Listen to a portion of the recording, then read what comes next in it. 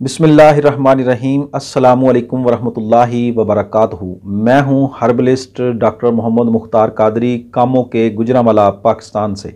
प्यारे दोस्तों, भाइयों, बुज़ुर्गों, आज हम गुफ्तगू करेंगे एक ऐसा मसला जो दोस्तों में, जो बुज़ुर्गों में, नौजवानों में भी आजकल आम पाया जा रहा है। वो मसला ये है कि वो जब भी कोई ग़िज़ा खाते हैं तो ग़िज़ा खाने के थोड़ी देर बाद उनको फिर दोबारा भूख लग जाती है।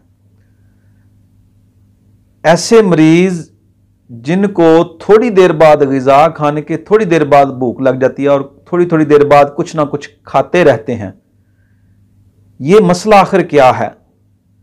तिब्बे मुफरदज़ा के मुताबिक ये कौन सी तहरीक है? आखिर इतनी ग़िज़ा का क्या हो रहा है कि वो बार बार खाते हैं और उनको फिर भूख लग जाती है? तिब्ब की ज़बान में ये मर्ज़ क्या है? ये भूख की इतनी ज़्यादती आखिर क्यों है? ये क्यों इतनी ज़्यादा बढ़ चुकी है? आज हम इसकी वजूहात और इसका इलाज आपकी खिदमत में पेश करूँगा। मज़ीद गुफ्तगू शुरू करने से पहले मेरी आपसे गुजारिश है कि चैनल को सब्सक्राइब ज़रूर कर लें और साथ बेल आइकन के बटन को भी प्रेस कर लें ताकि मज़ीद मालूमाती वीडियोस जो हैं वो आपको टाइम पर मिल सकें। पेशेंट की कैफियत क्या है? वो इधर खाना खाया उसने, थोड़ी देर बाद उसको भूख लग गई, या उसकी तबीयत इस तरह होती है कि वो थोड़ा थोड़ा सारा दिन खाता रहता है, पेट भर के भी खा ले तो उसको थोड़ी देर बाद फिर भूख लग जाती है।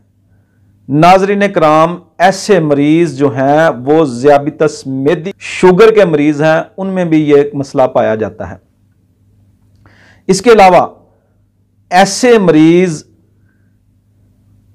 जो चटपटी चीज़ें बहुत ज़्यादा इस्तेमाल करते हैं, जिसमें अचार है, मुख्तलिफ किस्म की खट्टी चटनियाँ हैं, या केचप है, या इसके अलावा कोल्ड ड्रिंक्स वगैरह जो हैं, इस तरह की चीज़ें कसरत से इस्तेमाल करने से ये प्रॉब्लम बन जाती है।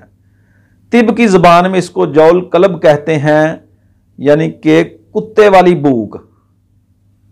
ऐसी भूख जो बार बार लगती है, तो इसको, ये एक मर्ज़ है, ये एक बीमारी है। ऐसे मरीज़ों की ग़िज़ा जो है वो असल में जल जाती है, या वो जुज़्वे बदन सही नहीं बनती, वो ग़िज़ा जो है वो ज़ाया हो जाती है। ऐसे मरीज़ तिब्बे मुफरदज़ा के मुताबिक उज़लाती असहाबी तहरीक के मरीज़ होते हैं, यानी खुश्क सर्द मिजाज उनका होता है। ऐसे मरीज़ों के स्टोमिक में, मैदा में एसिडिटी, तेज़ाबियत बहुत ज़्यादा बढ़ चुकी होती है।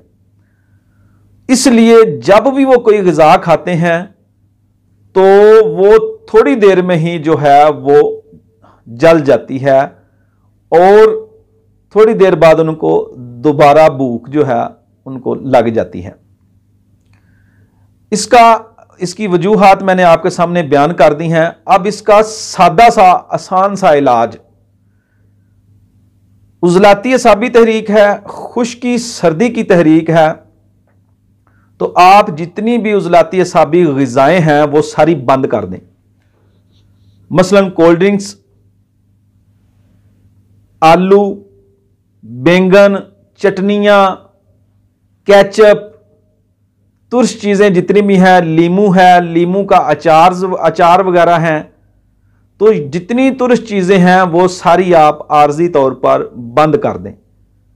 मरीज़ को उज़लाती गुद्दी, यानी खुश्क गर्म से गुद्दी उज़लाती गर्म खुश्क तक ग़िज़ाएं दें, तो इंशाअल्लाह चंद दिनों में जो एसिडिटी है वो कम हो जाएगी। मरीज़ की भूख जो है वो टाइम पर लगेगी इंशाअल्लाह, और उसकी एसिडिटी कम होकर वो ठीक हो जाएगा। इसके लिए नुस्खा जो है नाज़रीन कराम, तिब्बे मुफरदज़ा के मुताबिक मुकव्वी मैदा एक बहुत ही अच्छा नुस्खा है, वो आप नोट कर लें, वो बनाकर इस्तेमाल करें। 1-1 ग्राम 3 टाइम इस्तेमाल करा दें नीम गर्म पानी के साथ। इंशाल्लाह एसिडिटी जो है वो कम हो जाएगी और मरीज़ जो है वो ठीक हो जाएगा।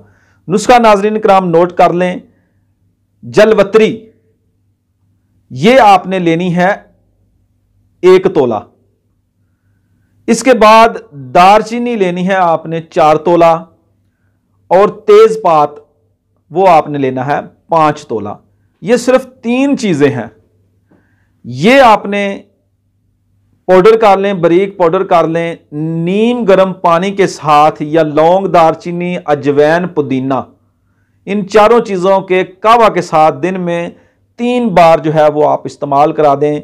मरीज़ इंशाल्लाह एसिडिटी तेजाबियत वाला जो मरीज़ है वो ठीक हो जाएगा।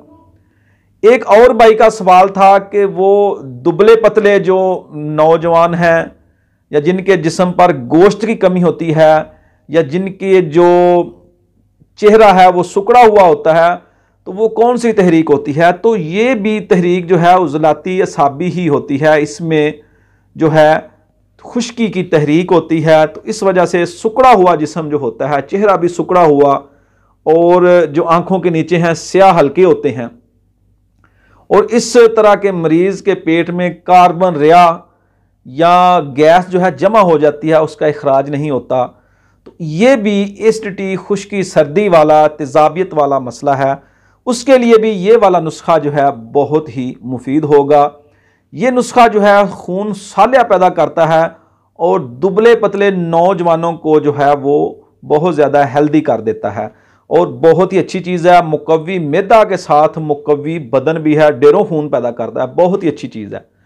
नाज़रीन, कोई भी तकलीफ हो, तहरीक के मुताबिक, मिजाज के मुताबिक जो है उसका दुरुस्त इलाज किया जाए तो एक सादा सा नुस्खा, एक मामूली सा कावा भी जो है वो अक्सीर साबित होता है और मरीज़ जो है वो ठीक हो जाता है।